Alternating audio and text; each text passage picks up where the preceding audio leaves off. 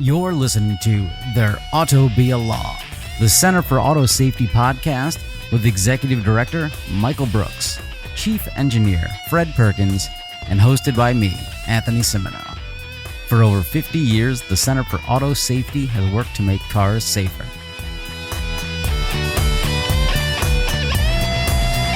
Hey, listeners. Welcome. Good to have you back. You look great. You've been hitting the gym. It is today. Thanks. I wasn't talking to you. I was talking to our listeners. Damn yeah. Anyway, it's September 17th, 2025. Another day to talk about self-driving trucks. Wait, what? Huh? Weird transition. We're going to start off with a piece in the Dallas Morning News called "Driverless Semis Are Taking Over Texas Roads, but Regulations Struggle to Keep Pace." The funniest title I think I've ever come across. And I'm going to quote from this article because it's fascinating. Quoting, "The absence of standardized incident reporting systems also makes it difficult to track crashes or assess safety on a statewide scale." That's according to an analysis from Texas A&M Transportation Institute. Response plans will serve as a guide to law enforcement to the general operations of AVs being operated by these companies, including how they respond to mechanical malfunctions, crashes, traffic stops, and other interactions with law enforcement and other first responders. That's what the Department of Public Safety of Texas has said. So all of these autonomous trucking companies love Texas because Texas goes, yeehaw! Laws are dumb. And now the lawmakers are like, oh, I drive on these roads. Maybe we... What did I vote for? I mean, I took their lobbying dollars, but so is this so now they're gonna scramble at the last minute and try and put in some sort of regulations or at least some standards? Yeah, I mean, this was the bill that took effect on September 1st. I don't think the rules are officially released yet by the Texas Department of Public Safety and the Department of Motor Vehicles there. But essentially what it requires is that the AV operator submit safety response plans to law enforcement across the state. So, it's one small step towards safety, at least as it when it comes to the law enforcement interaction with these vehicles. We've discussed many times all the different little things that law enforcement has to consider when, approaching, ticketing, pulling over, dealing with crashes involving autonomous vehicles. And these are basically, this law basically required the companies to submit some type of guidance to law enforcement on a lot of those, on, how the AVs worked, just to give law enforcement a heads up in case there are problems, or I should say, when there are problems, as our experience has led us to believe. One of the common things that happens to trucks on the highway is police will pull them over and they will check on the functionality of the control system by talking to the driver, right? If the driver is drunk, then their control systems are out of kilter. One of the problems with these semis, and it's not addressed by the Texas legislation, is that there is no way for a state police trooper or anybody else to check the functionality of the safety critical features that are inside the computer.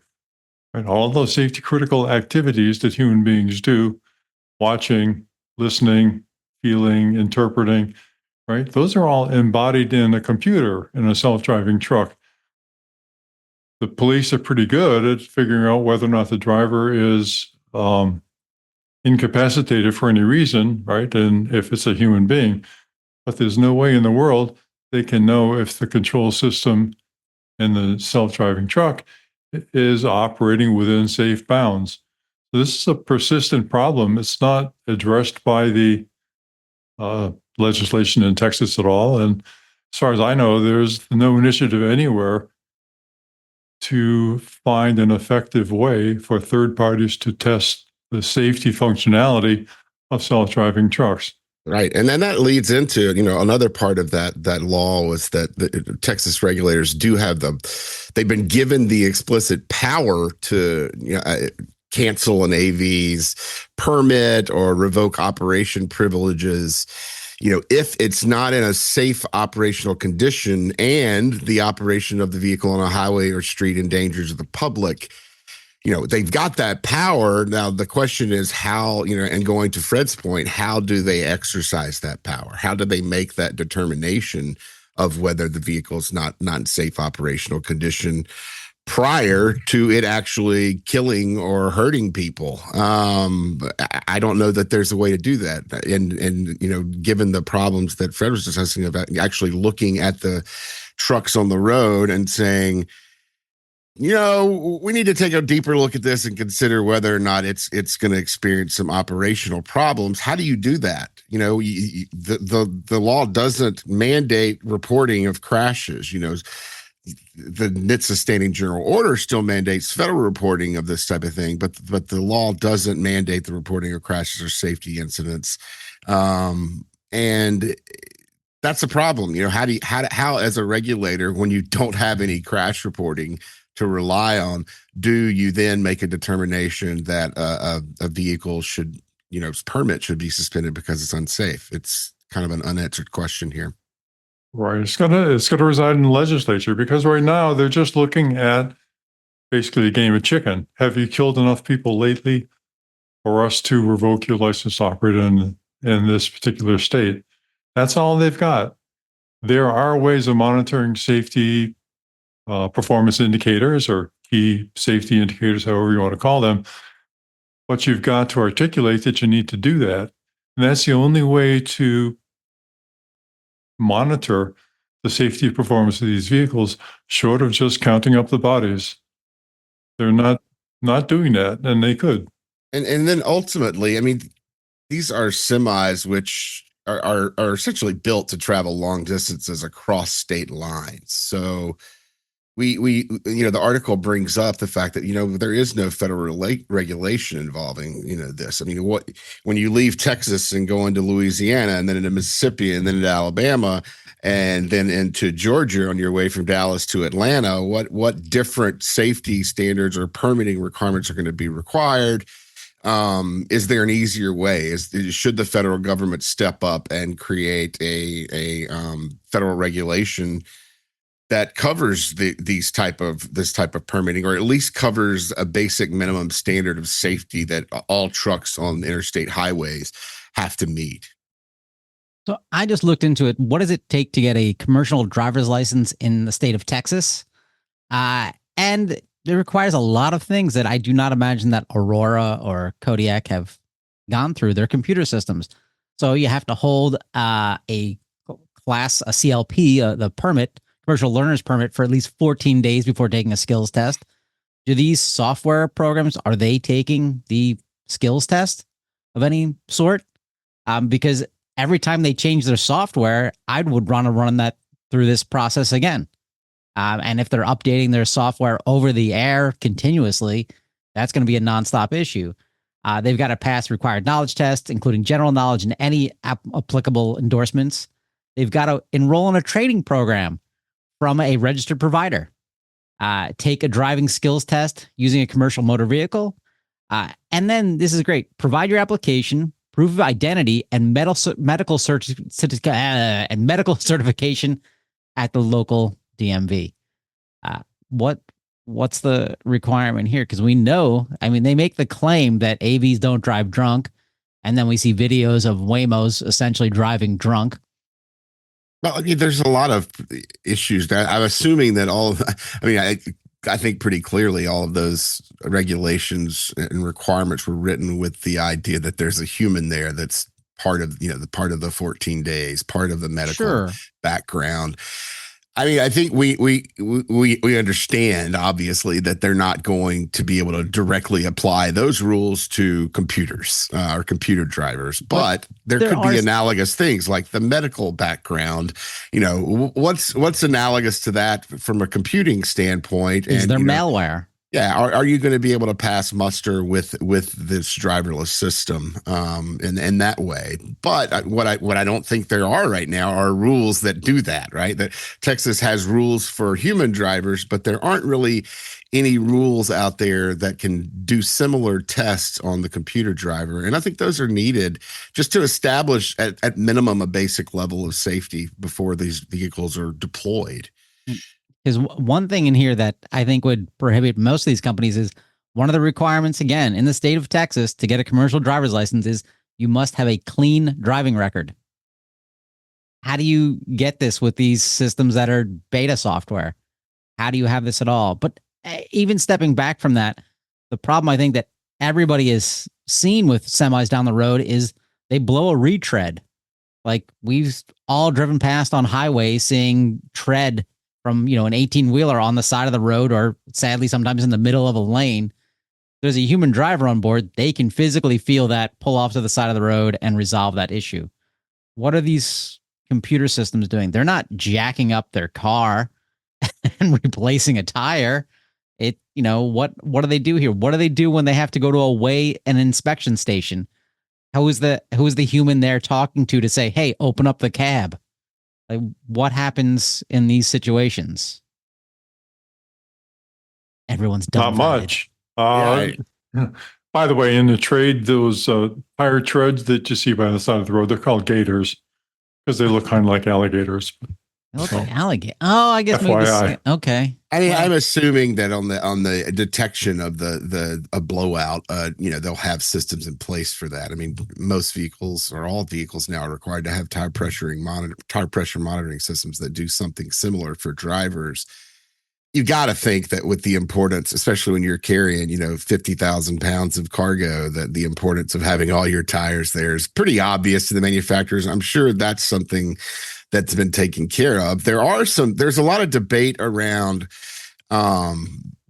very specific things that trucks have to do. Like there are certain state laws or federal motor carrier safety or highway administration laws that require, if you do have a blowout, and the vehicle's parked on the side of the road, you need to set out certain warning markers behind the truck. Well, an autonomous vehicle can't do that.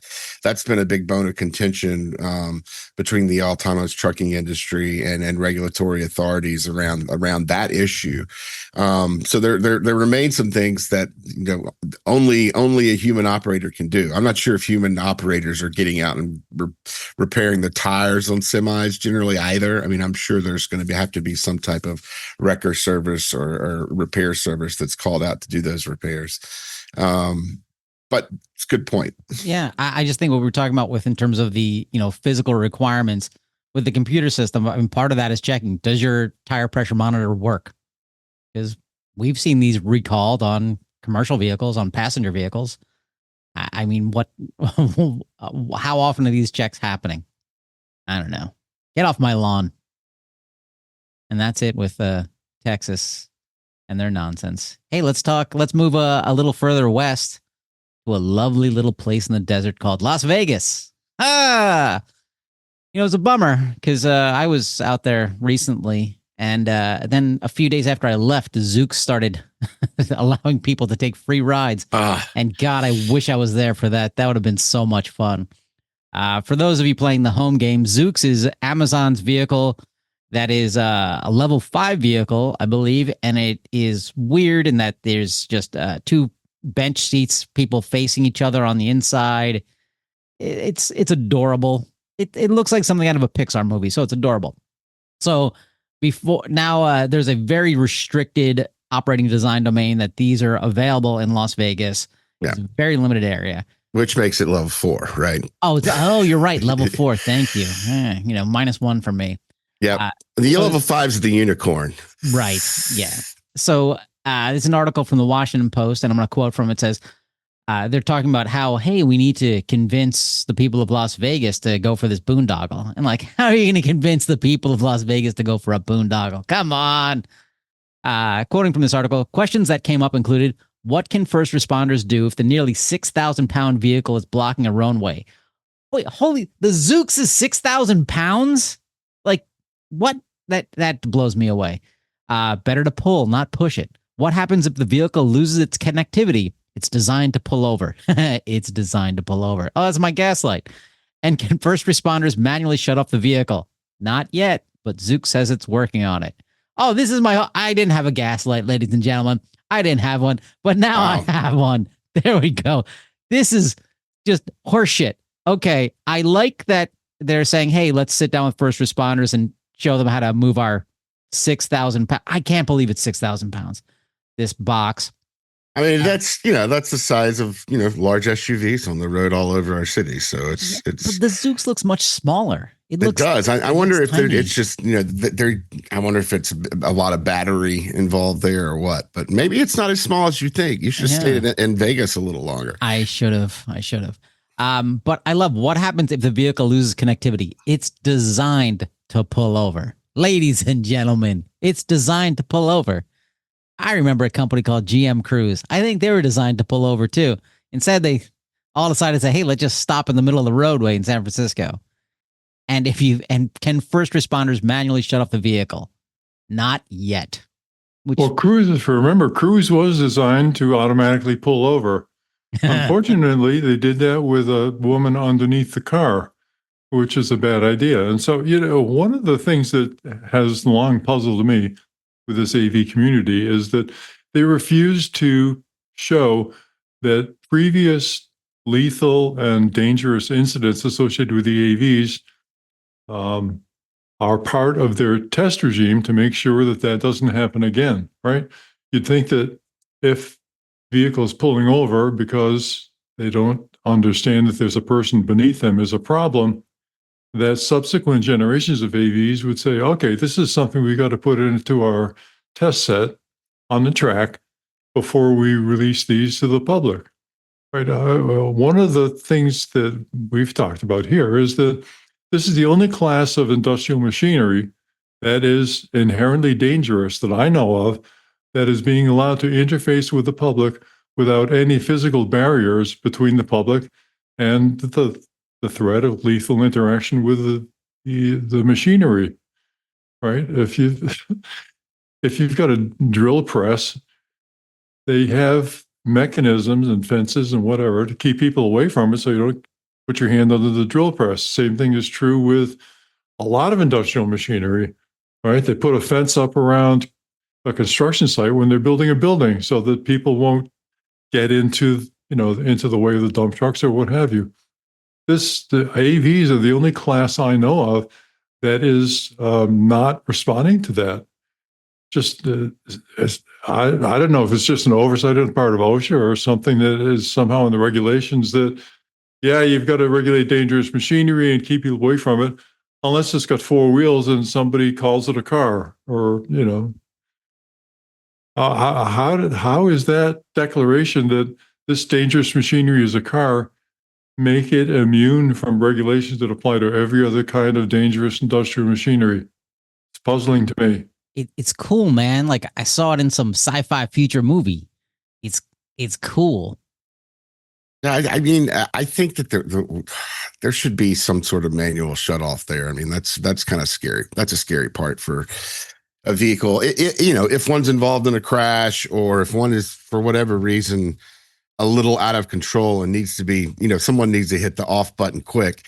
There needs to be some type of way for emergency responders to do that versus, dodging it or trying. I mean, how else do you accomplish that? Do you crash it? Do you pit maneuver on it? What do you do?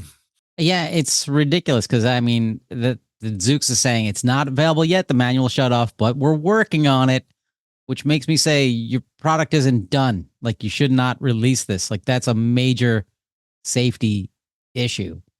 But I mean, there are, and I'm assuming that Zoox meets some of the federal requirements around batteries and, isolating the current and things like that. We don't really know because the vehicle has been exempted by the secretary in a very fishy manner, referring back to what we talked about, a couple of months ago when that happened. But it's, they're launched in Vegas. It's a gamble.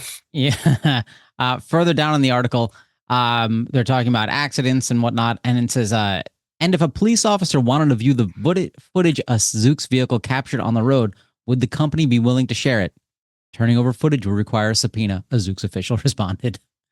Yeah, here's a little tour of our vehicle in an air-conditioned environment, not on the road, but you actually show us a subpoena, and we're Yeah, I couldn't- Amazon. I couldn't tell from that question what, and this may be where Zooks might have been a little confused as well. Are they talking about crash incidents, or are they talking about, other crimes that the cameras on the vehicle may have witnessed? There's a privacy angle there. There's some other things going on there. So I think the safe answer is, yeah, we'd wait on a subpoena for that.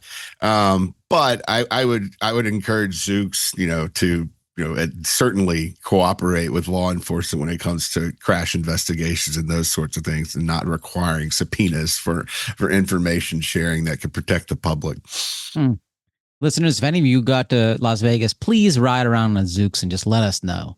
Dying to find out what it's like, and I'm bummed I missed it. It's a vehicle that goes forward and backwards. I got to say, please do not ride in Zooks until they prove that it's safe. But, that's the other side of fun, I guess. Mm-hmm. Well, hey, I did my gaslight of the week. Who's up next? Who looks excited to go? I think Fred looks excited to go. Look at this. He's adjusting his little vest. Let Fred go, because mine is going to lead into another story. All right. All right. I'm happy to do that. There's a guy named Trent Victor, who's the Director of Safety Research and Best Practices at Waymo. He recently made a presentation in Sweden to a community of safety advocates and safety experts. And he's my man this week. So if you listen to it, he chastises the community for being skeptical of Waymo's self-published analyses, which is interesting. I mean, he really was whining about, gee, why don't you guys believe us? He went through the decision process that Waymo goes through before they release a version onto the highway, but he didn't release any content about what they do. Said there's 5 people, and they're all Waymo employees, that they have authority for Waymo deployment approval, but didn't state what they're using as criteria for safe approval or how they do that, what the criteria are, what the compliance with the standards means, and how the public interest is represented, because there's no public representation on that group, as far as I can tell. And he certainly didn't cite any. So let's see, he does cite the articles that are self-published on their website, but even cursory review of those articles reviews some striking shortcomings. There's no peer review. The studies reject any facts that have been reported to the authorities, and they rely only upon insurance reports or insurance claims as the basis of their safety. So this is a great example of the moral crumple zone at work, where people can hide behind legal constructs to obscure their engineering responsibility for dangerous vehicle performance.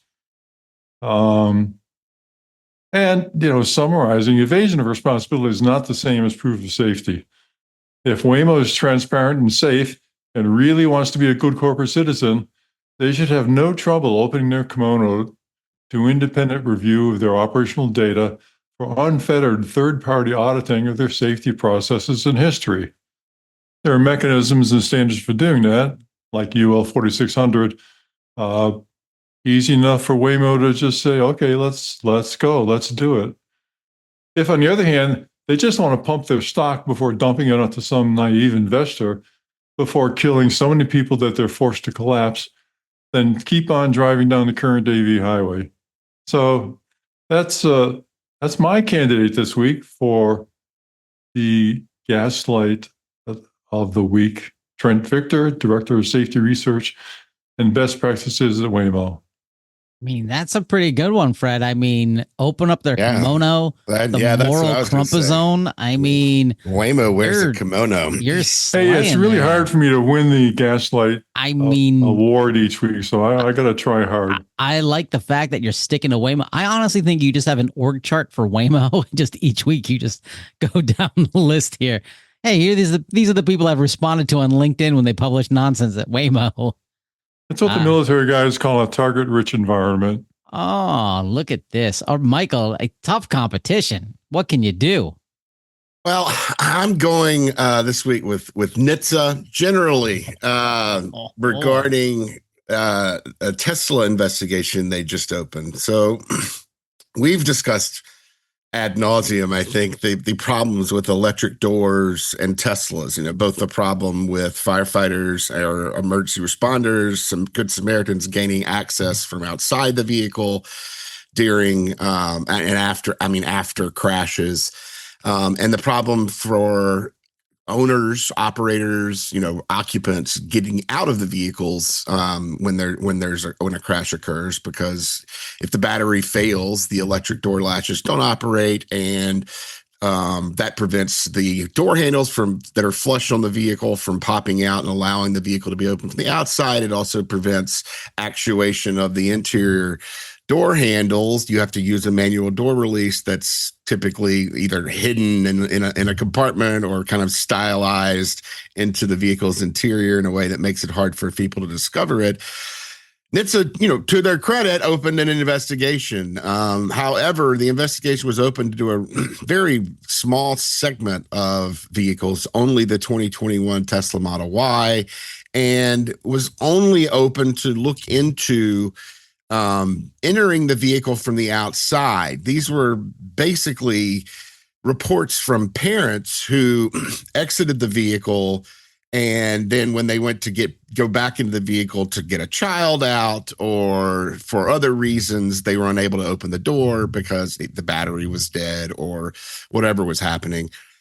That's a huge problem, obviously, but it is far from addressing what the overall safety issue with electric doors here. First of all, we know that almost every Tesla model that's come out it's very difficult as an occupant or passenger who hasn't read through the owner's manual to know how to escape the vehicle when the power goes out and the manual release has to be engaged. It's very difficult to find. And you're often in situations, or I shouldn't say often, because, fire events are relatively rare, but you will be in situations where you don't have time to go look at the owner's manual and figure out how to get out of the vehicle. So it's just disappointing, I guess, to me that, given the opportunity to take a swing here and do something good for egress safety involving Teslas, NHTSA has chosen to focus on a very, very narrow segment of the problem, which is people not being able to re-enter the car after it's parked versus first responder access in emergencies versus people needing to get out of the vehicle because their battery is caught fire and they have seconds to escape and can't find the manual release that Tesla has cleverly and stylishly hidden from them. So NHTSA needs to be doing a lot more here. NHTSA needs to, and I'm hoping in the future that we may even petition the agency to put in some type of standardization for this process. How do emergency responders access the interior of a vehicle when door handles aren't working because there's an electric latch? How do consumers and occupants of these vehicles escape quickly in a standardized format for all models across the industry, not just Teslas? How do we make it easy for people to escape a car when the vehicle's on fire or submerged, or any number of other situations where you might need to exit the vehicle, but for whatever reason, the power failure is not allowing to? That's something NHTSA needs to address. They need to do it now because obviously electric vehicles the population on our roads is only going to grow, and these problems are only going to grow unless quick action is taken. So that's it for me for the week. That's a good one. I have to give the win to Fred this week because he had some very pithy statements. And Michael, you were bordering on treason there, because it almost sounded like you were attacking Tesla, and we know that's against the law now. That you can't criticize Tesla. So for the powers that be, he was criticizing NHTSA, but in a gentle way. It was nice. It was okay. Don't deport him. But yeah, let's continue with this. Let's dig deep more into Tesla and their problem. And I'm going to criticize the hell out of them because I'm not even located in the U.S. You don't know where I am. Anyway, you never know where you are. Physically, mentally, emotionally. Yeah. Here's an article from MSN, actually from Bloomberg, titled Tesla Doors Probed by U.S. Regulator After Trapping Occupants. And this is just what Michael was talking about.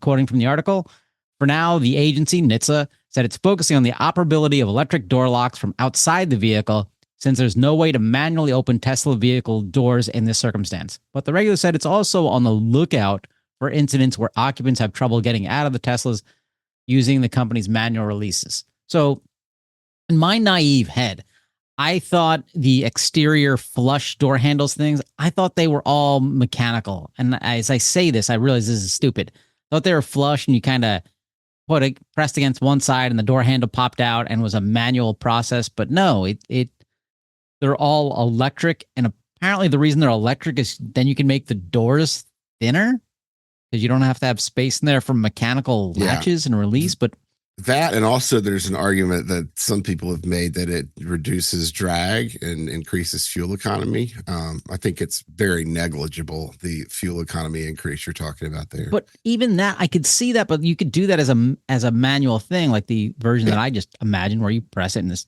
thing comes out. But who's buying a car is not like an iPhone. You're like, oh, it's thinner this year. I gotta get it. Like, who's looking at a door? I don't want a door to be thinner, because a door provides crash protection. If anything, I want a thicker door, big steel block. I think that's another thing that's been reported is that in side impact crashes, these mechanical systems don't fail as often as the powered or electric door systems, which is, side impact crashes on your door are in many cases going to limit the operation of the door. Generally, you're not going to be able to open the door because it's been crushed and there's no way to operate it. However, that has been reported more frequently, apparently, in vehicles with the electronic doors. But then I also have another door across from me and I can open that one if it's long as it's mechanical. I don't. Yeah. It is more that's one of these aesthetic things where designers, it's like they like the larger tires, even though larger tires are less fuel efficient. Yeah. But they like the way it looks. I think a lot of this junk is driven by the cool factor. I think you could make the argument that a lot of things in Teslas that are dangerous are driven by the cool factor. We haven't brought up, autopilot, full self-drive, the summon feature, the electric doors. There's a lot of things there that really seem to be, flash in the pan ideas that they had to kind of tweak their cars up and make them look cool and to, provide things that potential buyers could latch onto and say, oh, they've got this and nobody else does. Well, and so there may be a reason why other people don't have that thing. And reading through, I don't know if it was this article or maybe it was the article from Ars Technica about the issue.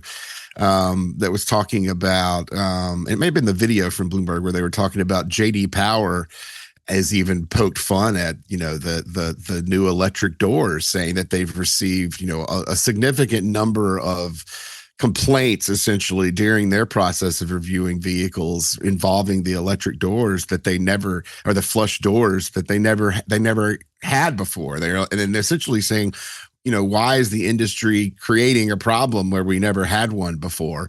And I think it's primarily the cool factor, or the selling a vehicle that looks like a spaceship and making things different and zany and neat, but they're not necessarily, safe or designed based on good human factors principles that have been, learned by the industry over many years. Yeah, I don't understand the drag thing too, because I imagine the side view mirrors create a lot more drag than a door handle, but they also want to eliminate side view mirrors. That's a different thing. So from that Ars Technica article you mentioned, we learned that China is the answer. China's going to eat our lunch on all of this stuff because China is eating NHTSA's lunch at the moment on a number of safety issues. And they're beating. That's where they're really beating the United States. We hear a lot in the media about them beating us, and EVs, and yes, BYD and some companies like that look like they're doing a lot better than some of the American automakers when it comes to electric vehicles. But when it comes to safety, 40 years ago, the United States was the gold standard. And now, the Europeans have certainly passed us. And, the idea that China would pass the United States at safety standards intended on protecting human lives would have been absurd to a lot of people decades ago. And now, I'm not willing to come down on whether it's China or the United States has a better safety standards, but China has been in the news a lot lately for putting safety into vehicles, both in the area of autonomy and just traditional design issues like this one. Yeah, well, China is trying to sneak safety technology into the United States market through the back door using Polestar. So I think we really need to be alert to the insidious and invidious spread of Chinese safety technology into America. Something for JD Vance to look into, I think, and along with JD Power. Yeah. Interesting. People, Same if name. any of your coworkers use their seatbelt, I want you to out them. Okay. If any of them have their airbags enabled, we're going to go online. We're going to stop this. We need freedom of mobility in a high-speed crash. I need freedom people to go through a windshield head first. Well, that's why the National Guard is in these cities, to check in the windows of cars and make sure, the people are not using Chinese safety technology without permission.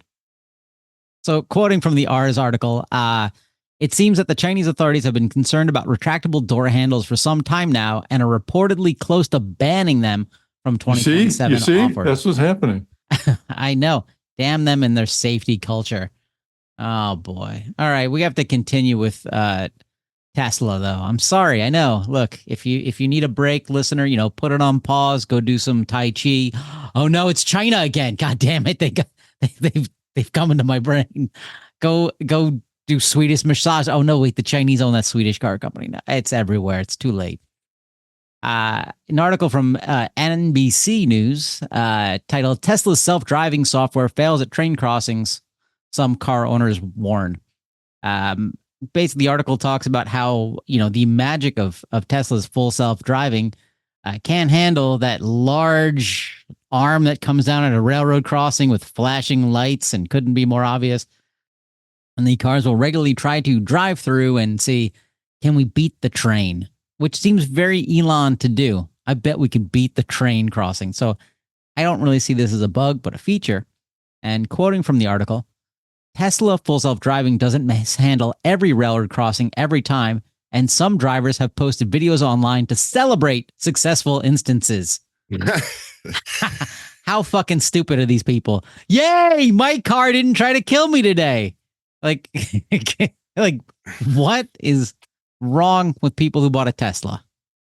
Well, I mean, apparently they also hadn't heard that Tesla struggled to see fire trucks and emergency vehicles. So large, dangerous objects are a problem here. Now, I think I would guess, just based on what we've seen with some automatic emergency braking issues, we filed a petition on Nissan Rogues and that we're having some phantom braking due to the automatic emergency braking system detecting obstacles that weren't there in the past around train tracks.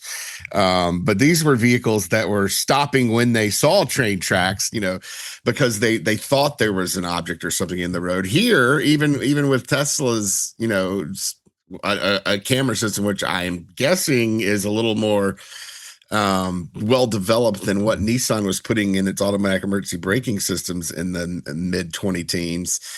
They're not even seeing trains, and particularly, when you see a railroad crossing, I don't think any of us would speed up or even continue at the same speed. I think, the traditional or the expected reaction for a driver approaching a train crossing is to slow down. I slow down, even if the lights aren't flashing, even if there's probably no chance there's a train there, just to check both ways before crossing. Maybe I'm just a weenie, but that's what I do. But the autopilot, or the full self-driving in these vehicles isn't doing that. It's just kind of going straight through the crossing and not even seeing the train. So that's a huge problem. And that has to be resolved, because there's no question that would result in a tragedy at some point. If it hasn't already, and we haven't just found out about it. But full self-driving is just a level 2+ system, right? Well, I Funny. mean that's what Tesla calls it in all the states they're operating supposedly autonomously. And in Texas, they drop back to basically saying, "Oh, we're operating at level 2," so that they don't have to qualify. That's why they kept the safety driver in the vehicle in Austin and moved him to the front to the driver's seat, is because they wanted to be able to maintain that they were level 2, so they didn't have to comply with the obligations that level 4 vehicles would.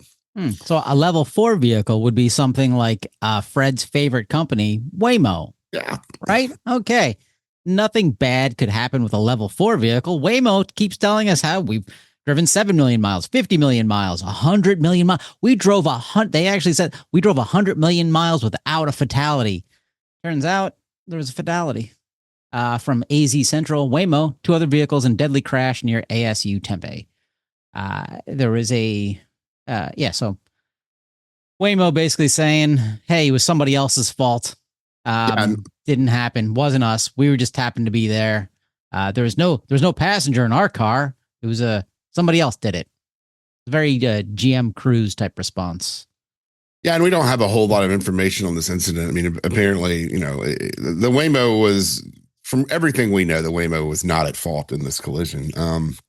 Apparently, the Waymo had stopped at an intersection while it was making a right turn. It was yielding to a pedestrian, and a motorcyclist rear-ended the Waymo. I believe that, I don't know if the motorcyclist popped off of the motorcycle into the other lane, but the motorcyclist was apparently in the adjacent lane after the crash, and another vehicle coming through hit the motorcyclist and killed them. And then that vehicle ran.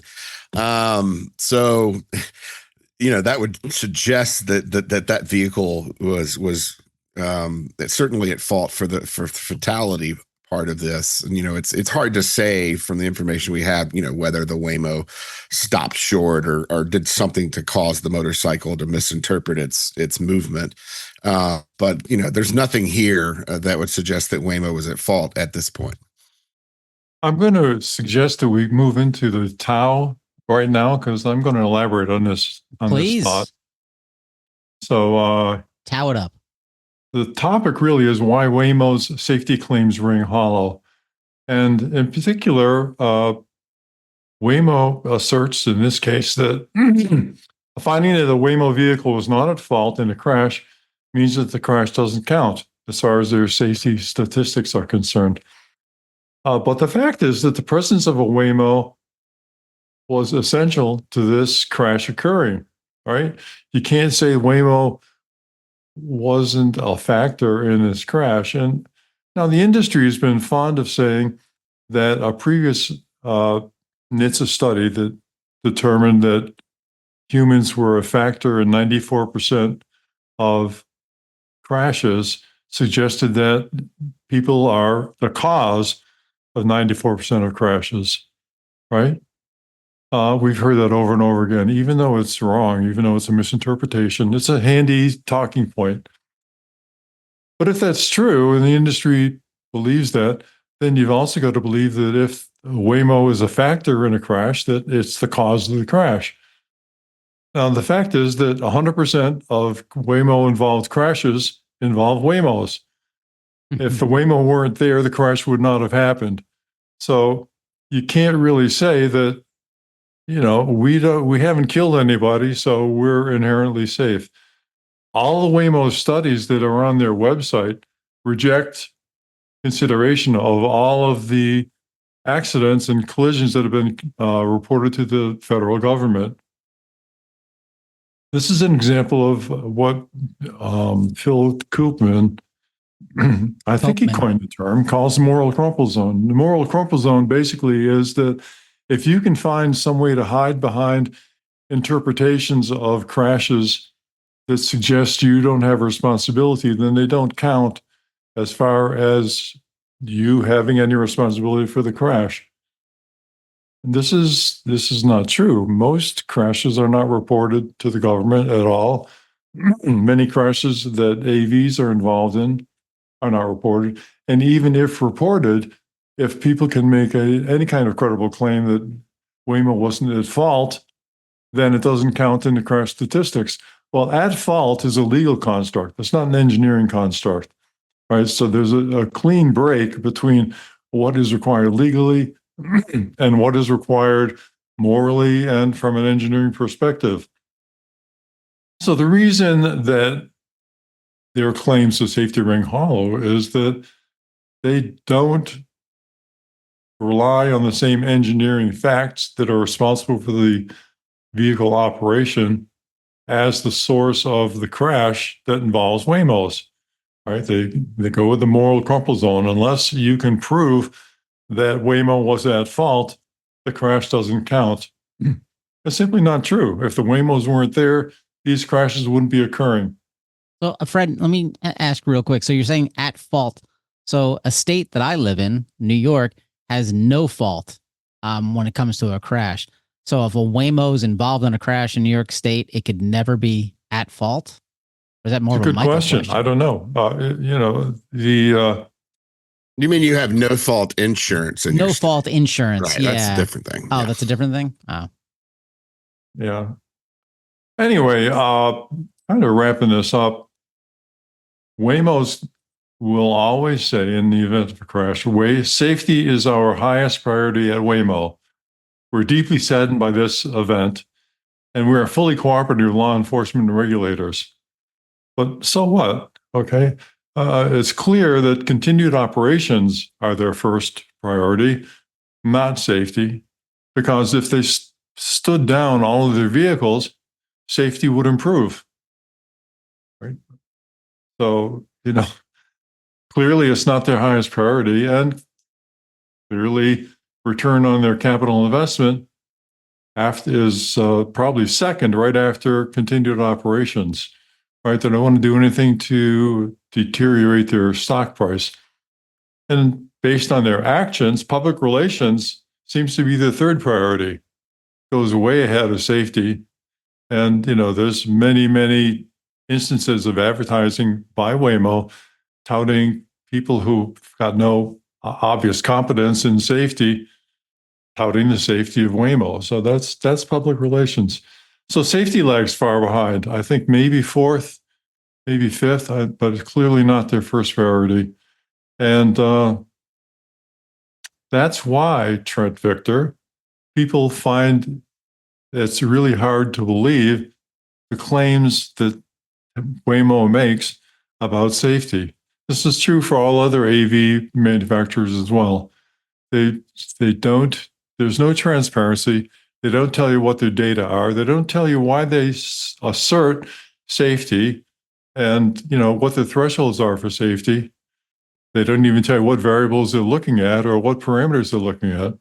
So that's why, getting back to the original topic, that's why Waymo safety claims ring hollow. They do everything within their power to avoid showing data that supports their claims. And even when the bodies start to pile up, they still say, well, we're not at fault, so it's not our problem. It is your problem because Waymos are involved in 100% of Waymo involved crashes. That's it. I like it.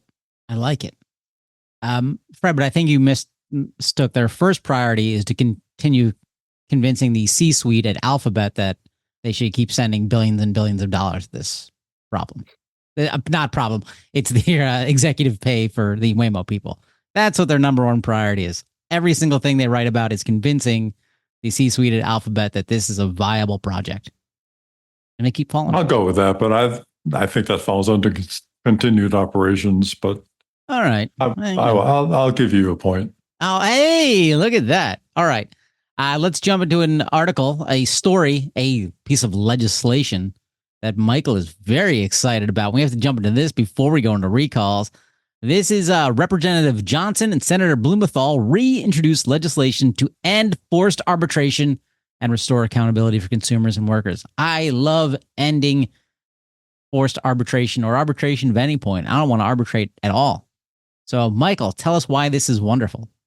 Well, it would be wonderful if it passed Congress. Who knows what happens up on Capitol Hill these days and whether these types of things get through. But This is a great bill that addresses one of the biggest problems in the civil justice system today, in my opinion, and it is forced arbitration. Essentially, when you contract with a company for a service, it could be, with Uber, it could be with your bank, it could be with your manufacturer of your vehicle. This goes way beyond cars, but it has a significant impact in the area of cars. There are provisions in there that require you to agree. You can't make the purchase without making this agreement, or you can't contract for the service without agreeing that if there is a dispute or if there is a claim arises from an accident in a vehicle. We've seen that with Uber. We've also seen with Uber, funneling sexual assault victims into courts of arbitration. Once you make this agreement with the company, and it could be on your cell phone with a click, it could be, there are a number of sneaky ways in which Americans are agreeing to arbitration. Once you do that, as soon as you have a problem with that company, rather than being allowed to take your claim into small claims court, if it's a smaller claim, or into a court of law, you get to go, or you're forced to go to a court of arbitration, which have a track record of ruling against consumers. I think the number is insane. It's well over 90%, maybe up as high as 99% of the time, depending on what type of arbitration is going on, where consumers are losing because essentially they signed away their constitutional right to take these manufacturers or these companies to trial when something goes wrong. So, the FAIR Act was introduced previously, I believe, in 2023 and 2024, maybe 2022 and 2023, and passed the House of Representatives, didn't get through the Senate. So once again, it's being released, and we are heavily in support of it because it's something we've seen tech companies do for a long time, but it's something that we see with Tesla. It's something we see with Uber, essentially trying to force people who have been involved in fatal collisions into courts of arbitration, rather than being able to take their case to a judge and a jury. They're being forced into kangaroo courts that are essentially run by corporations across the country, and allow for very limited discovery. And as anyone who has been involved in lawsuits targeting large companies knows, discovery is going to be the meat of the case. And when you have courts of arbitration that are limiting that discovery, you're incredibly limited in the type of information you can gain to convince the arbitrator that the company was at fault in whatever occurred. So this is kind of an insidious practice that started small and has made its way into a large portion of the contracts that consumers agree to every day. Needs to be stopped, because at some point we're going to, with the rise in AI and things like that, you're literally going to be agreeing to allowing robots to control your future in some ways. It's kind of scary. And so we are fully against forced arbitration when it comes to automobiles, but also in virtually every other area of life where humans contract with corporations. And so we're very supportive of this bill. This episode brought to you by the American Arbitration Board. Now, hey, you know what, listeners? We're almost at recall time, but have you gone to autosafety.org and clicked on donate? No, really. I'm watching right now. Have you done this? Come on, do it. It's for a good cause. Your name will not be put on a watch list, probably. It's fine. It's good. Do it while you're in the Piggly Wiggly. Hey, I said Piggly Wiggly. Look at that. All right. Okay, so one fun story before we go into recalls. We've talked about this nonsense in the past. This is electric vehicles putting in speakers to make it sound like that they're internal combustion engines. It's weird and dumb. The Wall Street Journal has an article on it. One of the manufacturers, I love this, they've put the speakers behind the headlights. Yeah, nothing wrong is going to go there. Nothing wrong. Also, I can't make turn signals, and my car sounds like Aruga. But if you can go through the article and just click on the examples of the engine sounds. So some of these sounds are just, what you'd expect, middle-aged male fantasy sounds. But then there is the BMW iX3, and that sound they have pumping out of this is amazing. It is some futuristic sounding orchestral sound. It is so cool. I want to save up my pennies just to buy this car, just so I can sound like a douche. No, so it sounds cool. I really like that one. I don't know. Did you guys listen to these audio clips? I did not, but I'm going to now that you've mentioned it. Gotta do that. Sounds Fred, pretty cool. I just find this whole subject just so stupid. I'm looking forward to the recalls. Yeah, I don't know if there would be, I'm trying to figure out a circumstance in which there would be a recall for fake noise coming out of a car. It's difficult. Nope, because they're putting these speakers behind the headlamps. Like, that's what it's going to be. Vibrations are going to kill headlamps, right? 100%. They can't get rear view cameras to work properly. Hey, and listeners, if you want to know more about rear view cameras, tune in next week. We'll get really into that. So that's why things are going to get all messed up. Fred, did you listen to these sounds at all? No, I did not. I do want to digress a little bit, though, and go back to the flaming Corvettes just for a moment, because this actually goes along with, this is a kind of a subsidiary Gaslight. Corvettes are apparently bursting into flames because of inadequate separation between vent fans and hot engine parts. And several have gone up in flames. They cost about $100,000 a piece, more or less. So you own two of them. Suggests to me that money doesn't matter a lot anymore. But anyway, inside of this, the GM acknowledges the problem, and then they say, the safety of our customers is the highest priority for the entire GM team. Well, again, we talked about the fact that, probably selling Corvettes is the highest priority, but never mind. They go on to say the affected Corvette models, the Z06 and ZR1 versions from recent model years, are sought after supercars, with the latter being able to reach 233 miles per hour. So the question in my mind is, you're selling a car that can go at 233 miles per hour, how can you say that the safety of your customers is the highest priority? None of your customers are going to be qualified to drive a car at 233 miles per hour. No, it's the safety of their ego. That's what it is. It's the safety of their fragile ego. So it's not just the AV companies that are trying to kill you, friends. It's also the conventional car companies. All right. Well, we'll stand clear of you as you're filling up your Corvettes at the local Piggly Wiggly. Oh, twice. Yeah, they're pretty good. All right, let's do some recalls.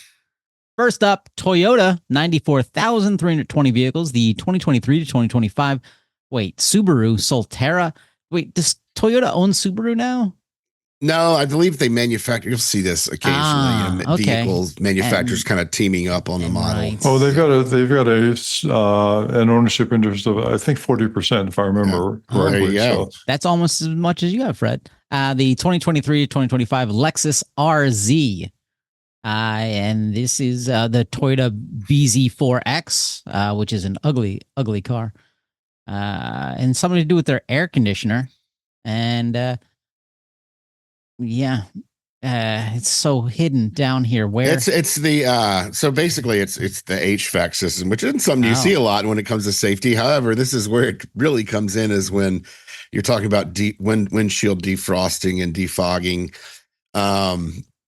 Essentially, the software here is preventing the HVAC system from properly defogging and defrosting the windshield. That doesn't meet motor vehicle safety standards. You've got to have good defrosting and defogging. I'm going to keep saying that so I don't say defrogging, which I always screw up on. That's more of a biblical issue. Yeah, it is a biblical issue. But this is just going to be, I think it's just going to be a software update. It's the HVAC electronic control unit that that's the problem, and it has some software in it that's not quite working right. So owners are going to hear about this somewhere around Halloween. So it's going to be a couple of months. In the meantime, you may want to carry a towel in your car in case you need to wipe off your windshield. Pull over and wipe off your windshield while you're driving. Okay. You heard it here first, folks. Carry a towel in your car. There's a number of reasons to carry a towel in your car. You don't want your coffee spilling and getting onto your pristine vehicle electronics, or just causing a mess. Okay, let's move on. Next up, Mazda. Hey, the Japanese are winning this week. 104,854 vehicles, the 2024 to 2025 Mazda CX-90, the CX-70. And the fuel gauge and the instrument cluster may show fuel remaining despite an empty fuel tank. My brother had a truck like that, and he would put a 2x4 on his dashboard to remind himself to get gas. It's beyond dumb. And so the first time I see this, I'm like, what's with this 2x4? He's like, that's because my fuel gauge doesn't work. And I'm like, do you have fuel? He's like, yeah, we're fine. 2 minutes later, engine dies. He thinks it's hilarious because they're out of fuel. And I'm like, man. So this is not a good one. No, I mean, I think the reason, this is the safety issues because running out of gas on a highway happens to people all the time.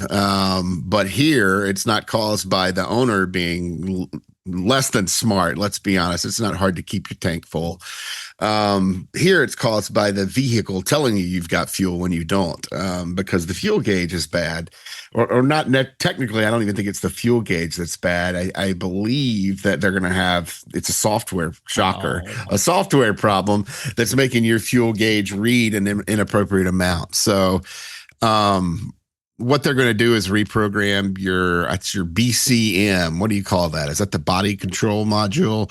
That'll be my guess for now. And you're going to hear about this one right around Halloween as well, Mazda owners. So keep a really good eye on your fuel gauge for the next couple of months. And I wouldn't let it get very low at all. Fill up with a half tank less left just to be sure. And you should be okay until you can get the repair.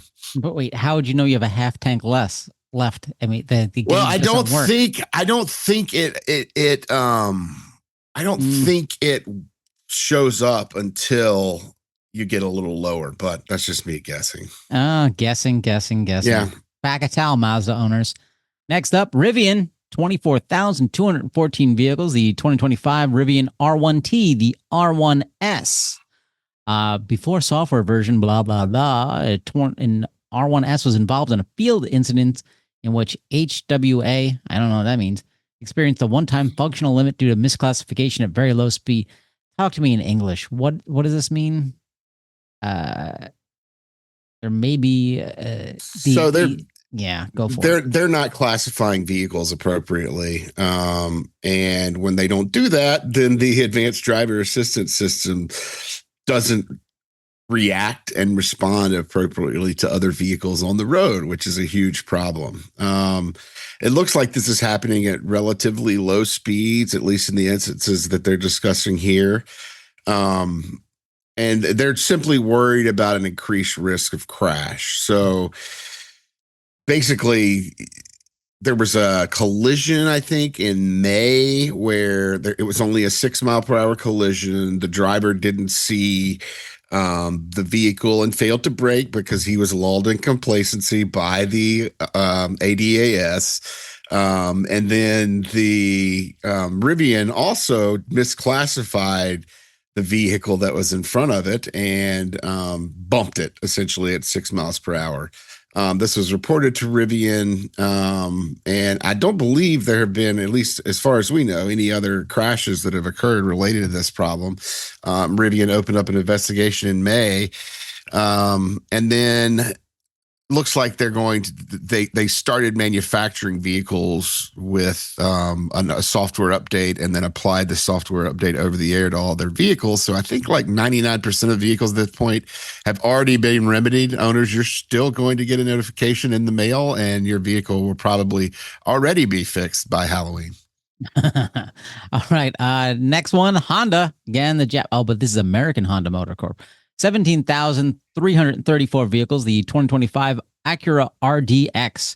and an improper electronic power steering software calibration may cause the electronic power steering system to enter failsafe mode under certain vehicle operating conditions.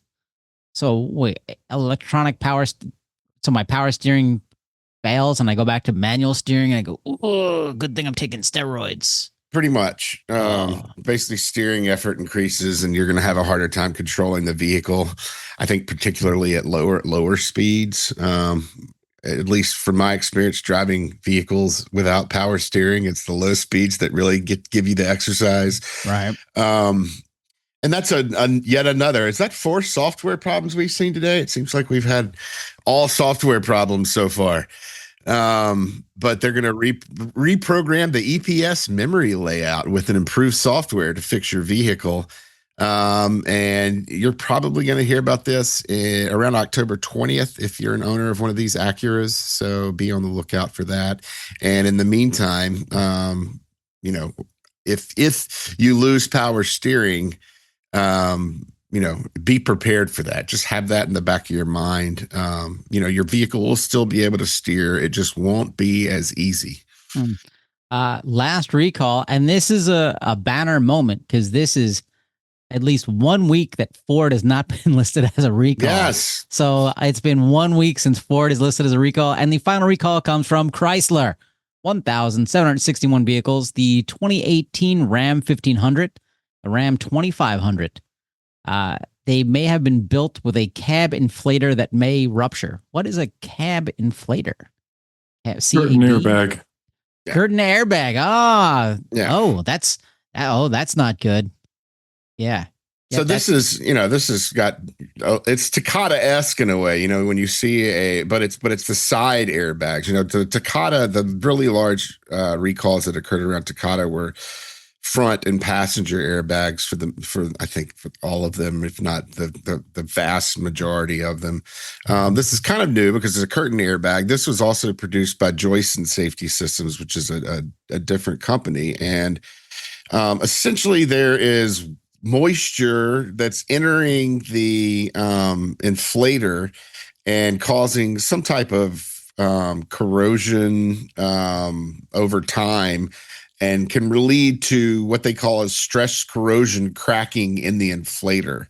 And what happens is that then when that inflator is deployed, it doesn't work the way it should, and could act as essentially a hand grenade and really injure people in the vehicle, which is something an airbag was explicitly designed not to do, or should have been designed not to do.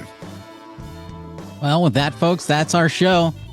Thanks for listening. We'll be back next week, and we're going to talk rear view cameras. I'm excited. Bye-bye. Bye. For more information, visit www.autosafety.org.